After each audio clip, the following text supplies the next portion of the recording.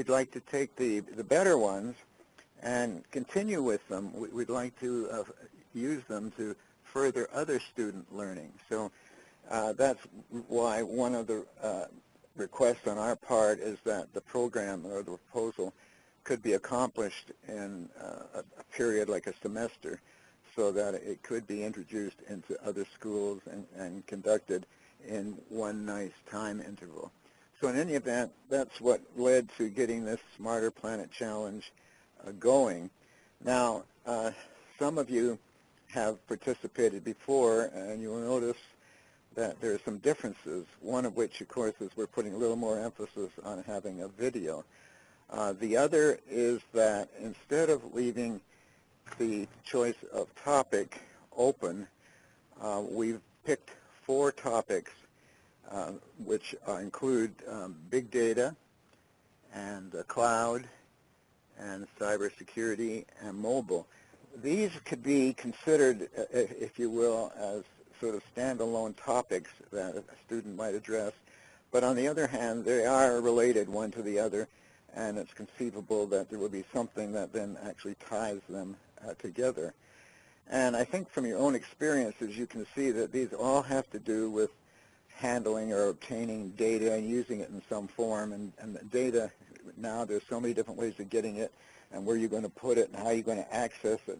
And the data themselves are not the fundamental thing. It's the information that they impart, and then what decisions do you make, or what controls do you institute because of the information you glean from the data. So there are a lot of different possibilities that students may come up with, and of course it's then your task to figure out and evaluate and in a sense rank them. Now some things are, I'll call them mechanical, and they're yes or no, and these things I'm going to put Sadiq in the spot, but I think that she will pre-screen them.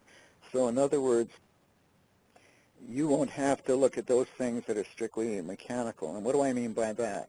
Well, we've said that a team has to have at least 3 people. A team, there should also be at least an IEEE member there. That the team should have people from other technical or business disciplines. And in fact, that in order to make this workable, we didn't want a tome produced. We wanted a proposal produced that wasn't more than 10 pages in length. And we wanted a video that, in essence, would be around 5 minutes, but not longer than that. So these are yes and no type questions. They're not subjective. They're very objective, and these are the kinds of things that you don't have to respond to, but Sadiq should be able to, and has done this kind of thing before, pre-screen all the proposals and make sure that indeed they follow our ground rules. And then that may eliminate some, and then those that are then that do pass our eligibility then would go on to you.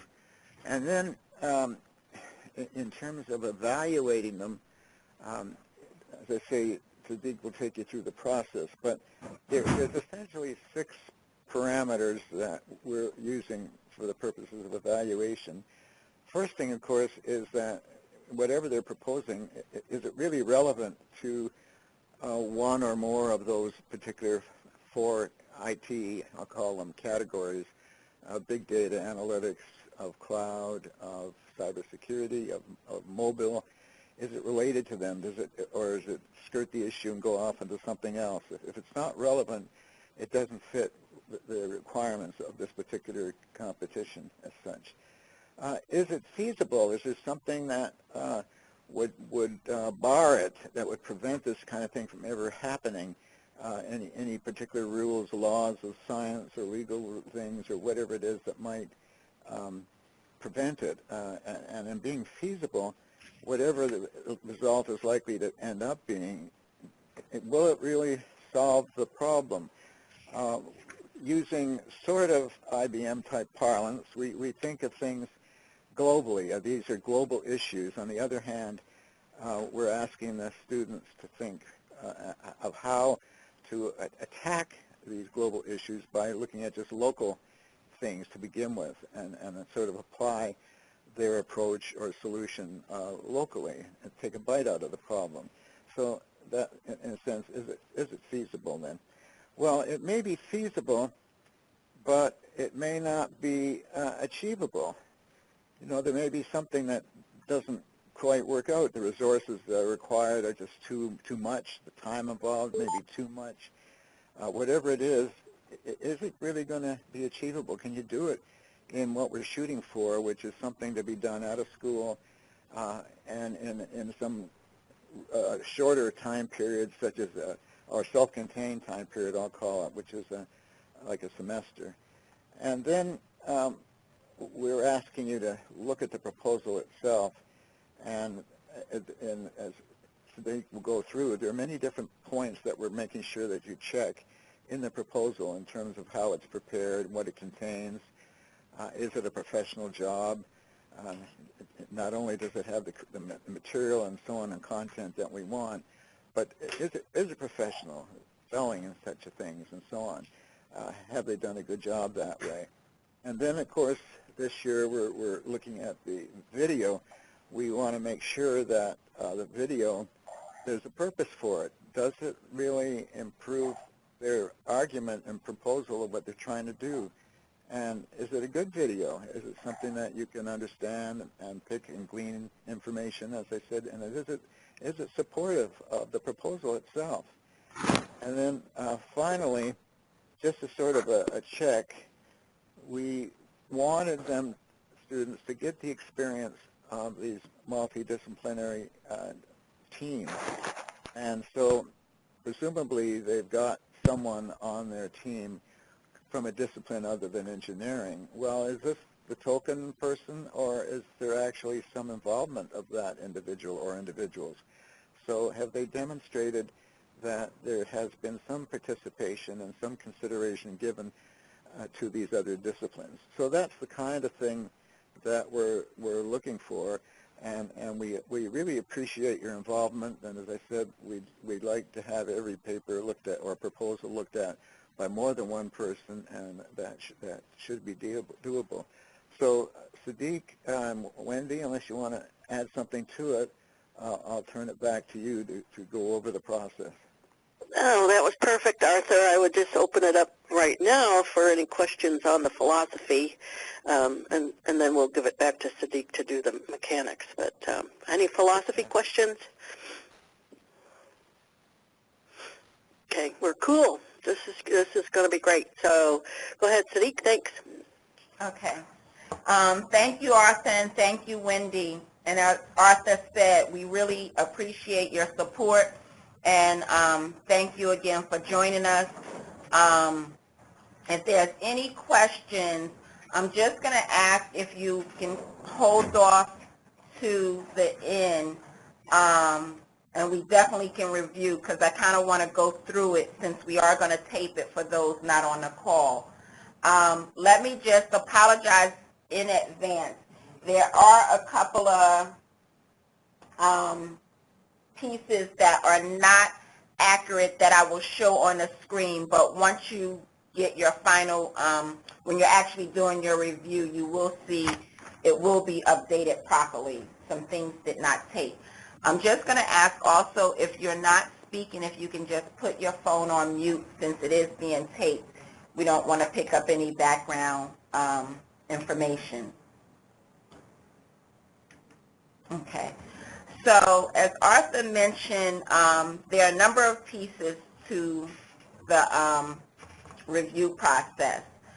And some of the pieces include the proposal format and scoring includes the relevance score, which is 0 to 20 points. And that goes into how well the proposal addresses the 4 categories, which are the big data analytics, cloud, cybersecurity, and mobile. Big data analytics, that's the amount of data in the world is growing every second and taking on more forms, structured and unstructured, in motion and at rest. Big data holds valuable insights that can aid in decision-making and transform a business. But without analytics, big data is just noise. Cloud, which is the second area, is the conversation around cloud computing has shifted. No longer just delivery systems for IT services. Cloud is increasingly seen as growth engine for business. And then cybersecurity.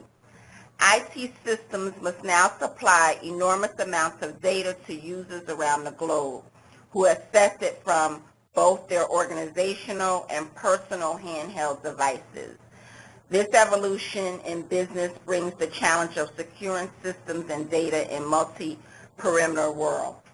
So these are the areas that we want to look to see if the proposals are addressing. And then the last area is the mobile area. Developing mobile apps to boost enterprise efficiencies and improve customer service and interaction. So those are the 4 key categories under the relevance. The next area is the feasibility, which can range up to 15 points. Does the data and proposal content support the project objective? How likely is it that a completed project will accomplish or solve what it has stated? So did the students achieve their objective? Achievability. Will the target audience of students be capable of performing the project task and completing the project with guidance from a faculty member? Also consider, can the project be accomplished within a reasonable amount of time as part of an existing course? So these proposals are not designed to be an entire course, but say like a couple of weeks or something. So have the students achieve their objective in terms of how long they said the project will take. The fourth area is the project proposal format and content. Here's where we look at, is it presented in a professional manner? Does the project contain the following information? Does it have a project description, target audience? Does it explain how the project benefits society? The quality of the project details? Does it introduce the problem? Identify specific activities that the students are required? What materials are required? What resources are needed? How long is it going to take? What major skills and tasks are needed? Does it provide a project plan? What is the step-by-step process to complete this proposal? Project milestones and what have you. The fifth area is the video criteria. Does it hold your interest? Does it entertain as well as inform? Is it creative? The sound quality, music in the background. Can you clearly understand what is being said? Does it enhance the proposal? Does it add to the proposal? And then the last area is inclusion of multiple disciplines focused in addition to engineering. Have they focused on other disciplines in their proposal besides engineering? We want this to be multidisciplinary. Now, as Arthur mentioned, I'm going to take care of the mechanics of the project, which includes, I'm going to confirm if they have the right amount of students. Did they include several majors? Page length. So those basics, before it even gets to you, I will take care of. Now we're going to actually log into the system to actually go through a proposal project. We provided with the website, which is up on the screen now. Once you get to the website, you will enter your email ID and a password. So I will provide all of that information to you in advance. Each person will be set up with their own email ID and password to log into the system.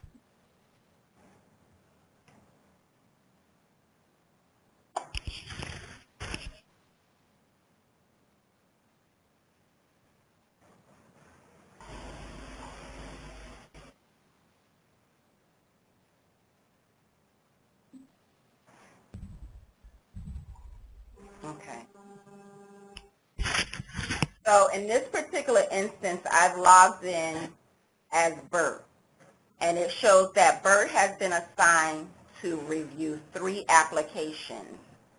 3 submissions appear here before you. So if you click on the first one, all of the information will be shown before you. You will have the student's application, and you will have information regarding the review process. So you can actually download, if it's difficult for you to review the application online, you can actually download, hit the download button and download the application so that you can print it out or save it to your desktop or whatever works best for you. So I've now downloaded the application. It's in a zip file, and I can pull it up and review it to do what I need to do.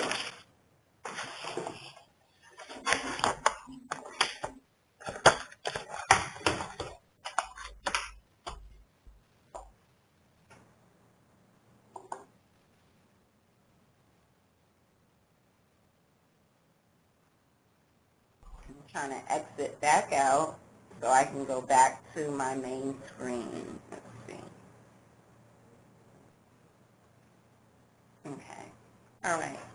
So the first one allows you to download the application. The second link says reference material. Again, it shows you the information.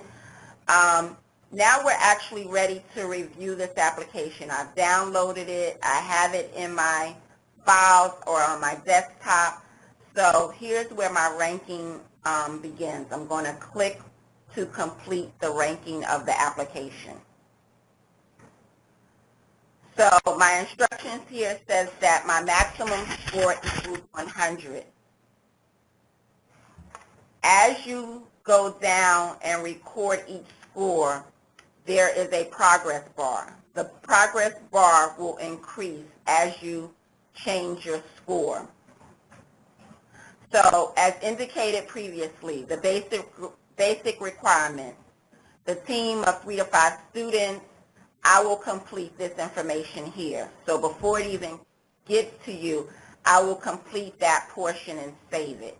And if they don't even meet the minimum criteria, you won't even receive the application. But I will include that information. A team member with a major other than the IEEE fields of interest, again, I will complete that. Is it multidisciplinary? Have they met the page requirement? Now here's where we get into the actual evaluation of the proposal. So you've reviewed the proposals, and now you want to begin your scoring process. So again, as I mentioned, we've already gone over the various categories. So achievability, this one actually says 0 to 20, but ours is 0 to 15.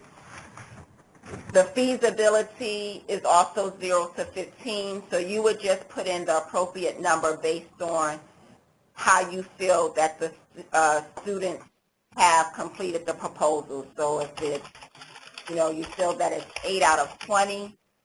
I'm sorry, someone, if you're typing, can you please mute your phone? If everyone can just put their mute button on, you can try *6 if you don't have a mute button on your phone, because we're picking up typing in the background. Thank you. So you would come here and say, okay, I feel like this proposal has an 8, so I'll plug in an 8. Then you look at feasibility. Okay, does the proposal content support the project objective? You feel like it's a 15, so you would give them a 15 on a scale, again, depending on the scale. Then the relevance. This is where we go into the big data, the mobile, the cybersecurity, and what have you. So you would check all of the boxes that it applies to. Is it big data? Whichever ones it applies to. And then if it's none of the above, you would check that it's none of the above. So you would check off the appropriate boxes as to what it is. Yes, those will be updated. As I mentioned earlier, those need to be updated. Somehow they did not get transferred over. Okay, so then we move down to project proposal format. Okay, is the project proposal presented in a professional manner? Is the composition, the spelling, the grammar? Is there clarity in what has been presented? Does it have a project title? Does it identify the target audience? Does it introduce the problem? Identify the required material? So all of the things that we've identified, where do you feel you should score it? Again, you would click in the box for the appropriate score. If it's 24, you would put 24. And then you would continue down. What is not shown here is the video category, which again, we talked about the criteria in the PowerPoint presentation. Does it meet, is it, is it entertain? Does it inform? Does it provide information relevant to their project? So the video score would be from 0 to 15. You would rate it. And then the last category, which is also not shown, inclusion of multidisciplinary. Does it involve various fields other than engineering? Again, you're scoring that on a scale from 0 to 10. And then at the very end, if there's any additional information or comments that you would like to add in terms of the proposal, the students did a great job putting the proposal together, whatever you would like to say. And this section right here is strictly for the reviewers. So if we have, for example, 3 people reviewing this one project, then each reviewer may want to add comments. You may have noted something in particular that you want to identify. You can put it in this field right here. Then when the next reviewer comes along, they would add their comments there as well. So each reviewer will add comments specific to this particular proposal. Now, you will not see what the other reviewers have scored this project, nor will you see their comments.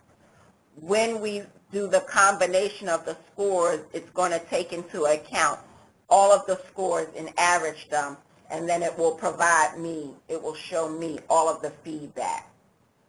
And so if there's any questions, we can see what type of feedback was written by the reviewers. If we need to take a further look at this, say for example, Wendy or Arthur may need to look at it further, this will help us in making a decision. Say, it might fall and it might be in first place and then we're struggling with another one in first place. This feedback that you provide here may help us determine where it should go. Then this next box, we haven't typically gotten into this in the past. It's feedback that you may want to provide to the students. Usually we have so many projects to review, it becomes a lot of work in terms of feedback. But if you felt particularly strong about something and you wanted to record some type of feedback that could go back to the students, you can feel free to put that here.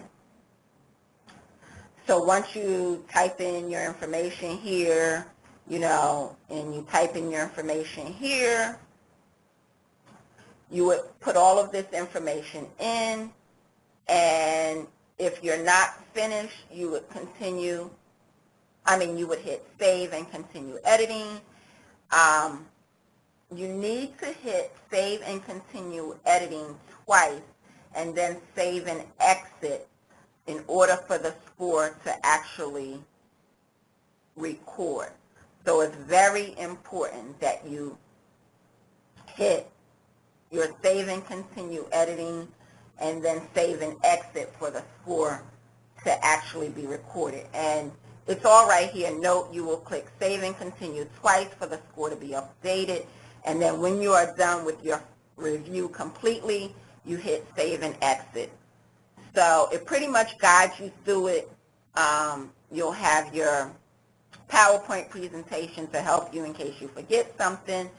And it's written down here again. So as you scroll down, you will see these notes. So it's no reason, it's like, oh, well, I forgot. I think she said we're supposed to hit it. But it's right here for you. So if you forget anything, it's here for you. If you have any questions while you're in the review process, please feel free to email me. My information is provided on the PowerPoint presentation. If you have any questions at all about any part of the review process, please feel free to give me a call or email me. If you have questions in terms of the content itself, in terms of the proposal, something more specific, then that is probably something that Wendy or Arthur can help you with, whose email will also be provided in the presentation. So that pretty much covers what the review process does, what it involves, and then once you complete, you will go back out, back to your account, and you will just do the same thing and pick up the next application.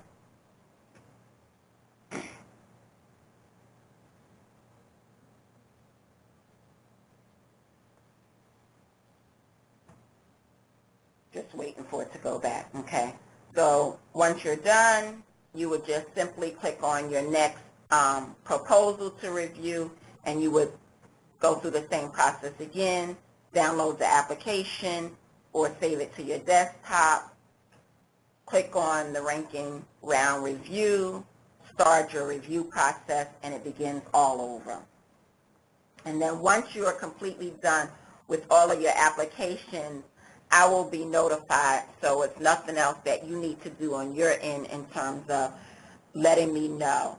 I can come in at any time and see where you are in the process. If you do not hit the save and exit, it will not record and let me know that you are finished. So it's very important that you hit the save and exit when you are completely done, and that way I will know where you are in the process. That pretty much covers the review process. Are there any questions at this point?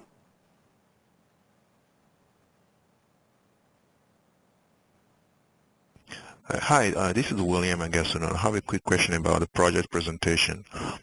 So is the target audience only or primarily a student audience? I'm sorry, you said, is the primary audience students? Yes, is it primarily or only student audience? The projects are targeted at student audiences, and we ask them to identify what level of students the projects are geared towards. So when the students do their proposals, we ask them to identify who their target audience is. Does that answer your question, or? Yeah, I'm still trying to understand what's the, so the students are free to select any target audience, is that correct? Well, this is Bert. Let me, I'll try to, the projects are twofold, obviously. We're looking to see that they can create, submit a proposal to solve a real-world problem related to the Smarter Planet Challenge, the Smarter Planet initiatives. So those 4 topic areas. But a secondary objective of our proposals on the program has been, can these projects be used as a training tool for future students? And can they be duplicated in a classroom? Can they be used other places where students can say, okay, I've got a project here, let us try to now recreate this and solve this problem. So you're correct. The audience that we're trying to reach are other engineering students. And as Sadiq said, we are asking them to actually specifically identify the range of students that would be able to do this, whether it's a first-year student or a senior, that type of thing. But to overall answer your question, yes. The idea is we like to have other students be able to duplicate these projects. Thank you. Yep. Are there any other questions? You know, just a comment, there won't be too many in this particular audience, but conceivably it could even be directed to a high school. High school Yes. students, yes. Possible. So don't exclude the high school from your thinking. You know, it could be undergraduate, graduate, whatever it is. We're going to try to replicate it at an appropriate school and take advantage then of the work that has been done in the proposal to provide further learning experiences for further students, regardless where they are. But the team proposing is supposed to at least indicate where they're heading it for. Okay, thanks.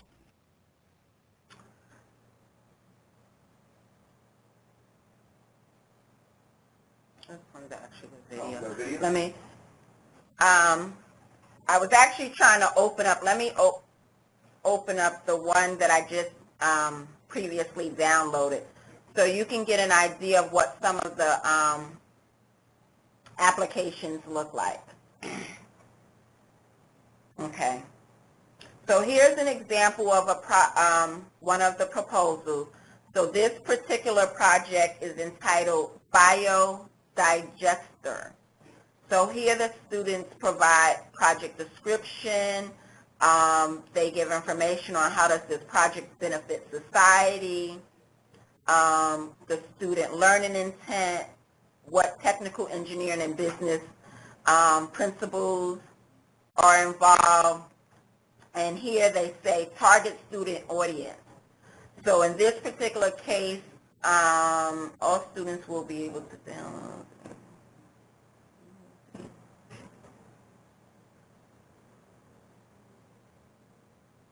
They don't really say anything. Yeah, they don't. They just say all students. All students. So this one, in this particular case, they did not clarify what level of students. Then they go into. That's not true. They said they didn't limit it. Huh? They didn't. I wouldn't say that they didn't clarify it. They just said they wouldn't. They said All students, yeah. all students. Yeah. They didn't say a particular level, but they just said all students. Right. So they covered all students. Then they provided the project details,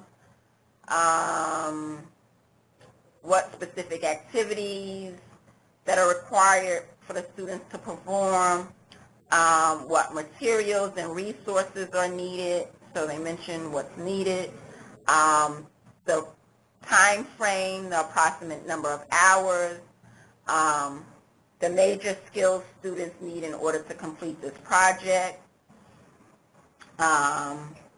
implementation results and plan. And this looks like this group of students are in Mexico, here in Mexico. Okay, secondary, private business. So they go into additional information, and then here at the end, they identify the team, who the lead proposer is, what their majors are, and then all of their other team members. So that's an example of what a project can potentially look like. And then if I go back, I think I saw a video for this one. So this is another project, and here's an example of their video. And students, let me just say, students can do the videos in one or two ways. They're either going to provide a link to YouTube or they're going to upload the file. So they had two options, either or. So in this case, they actually uploaded the file right here. And this is the sample video. And the video length was between 2 and 5 minutes.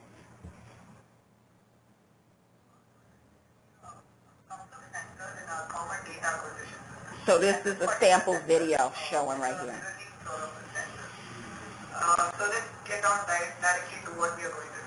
So basically this is going to be a demo of the capabilities of this particular sensor and how it can measure the chlorophyll amount of the leaf and also SMS details to a server.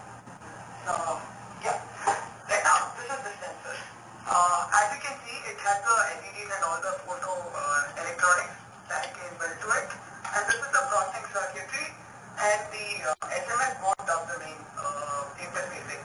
And the basic computer side, all the computers right now doing is being a display for the particular values for convenience to explain and show.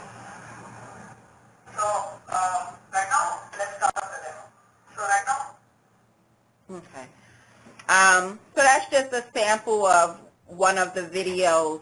So this is the type of information that you'll be presented with. So you'll have the detailed document outlining their project description and so forth, and then they'll either link it to or attach their video.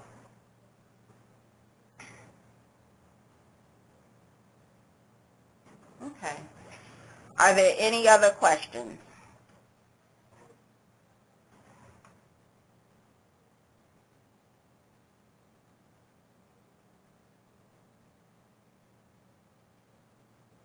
This is Bert, just an observation for everybody as you're doing this. When I did it last year, obviously these are students, and you're judging it from the standpoint of students, but so you're trying to give them every benefit of a doubt and trying to do your best. But there were cases where the students clearly did not follow the instructions, and so I felt at that point, again, you're trying to give them every advantage, but if they really didn't follow the instructions in terms of what either, in terms of the proposal, in terms of the audience, in terms of what the project was supposed to be, I tried to evaluate it in the fairest way I could. So keep those things in mind as you're doing it. Granted, yes, they are students, but we're also trying to teach them that when you're out in business and you've got a proposal and people are putting strict guidelines on that proposal, if you do not follow that proposal, you're not going to get that contract. And I think that's one of the things we're trying to show here. I did spend a lot of time last year in trying to do that portion that Sadiq showed, where the communication back to the students, what areas I thought they needed some additional work in as to why I rated it the way I rated it. So I know that is, as she said, it's time consuming, but if you have a chance, it might be worthwhile to try to do something like that, just to give some additional feedback to the team.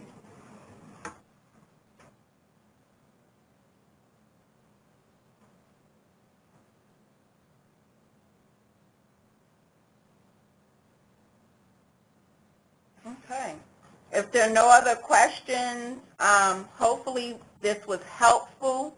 And again, if you have any questions throughout the process, please don't hesitate to contact myself at the email, and I'll also send you my phone number as well, and you probably already have it in previous communication that I sent out. If there's any questions about the actual challenge program itself, the competition, please feel free to reach out to Wendy or Arthur. The project... I was just going to say, maybe you should comment when they should expect to receive their proposals. I was getting ready to do that, Arthur. Okay. We did not receive as many proposals as last year. So originally I had put later in the month.